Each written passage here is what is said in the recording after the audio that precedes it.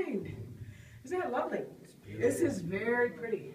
This is very sparkly because it's very fresh and dry. And that means that you can see the individual tiny crystals that make up the crystal formation.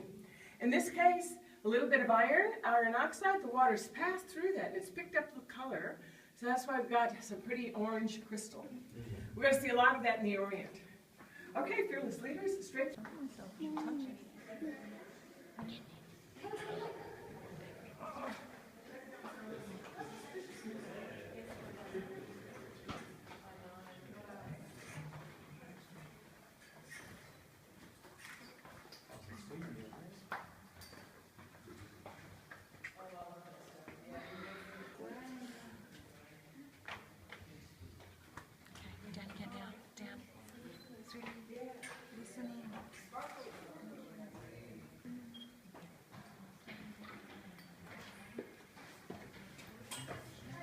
If it's been raining enough on the outside, the rainwater will come in, and it comes in certain spots.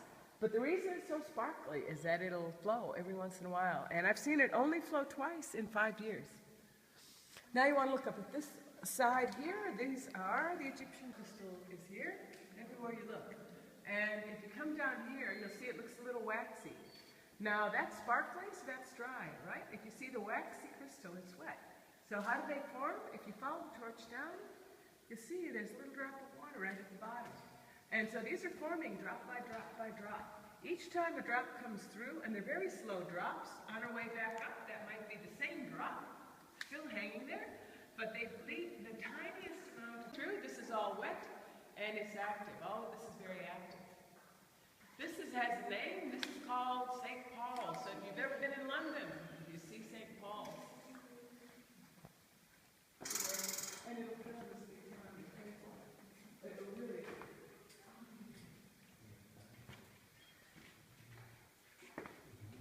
But there's a natural water passageway that goes down from here, and that's how the explorers found their way up.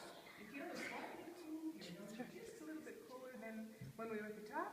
That's because there's a breeze. There's a little bit of wind that comes from our chamber down to the mud tunnels. The explorers would have been looking to feel that breeze. Can you feel just a little cooler here? Just a little bit cooler?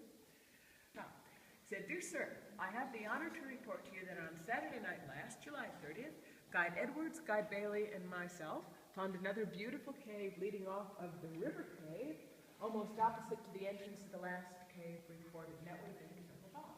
He said the entrance at present is rough, being up through the crevices of loose and broken rock. But when once inside the cave, it is large and spacious, and I must say the most beautiful cave I've ever seen. The beauty of it I cannot describe. I don't know if you noticed, but he used beautiful 3 times. And one of the wonderful things about this cave is that it stood the test of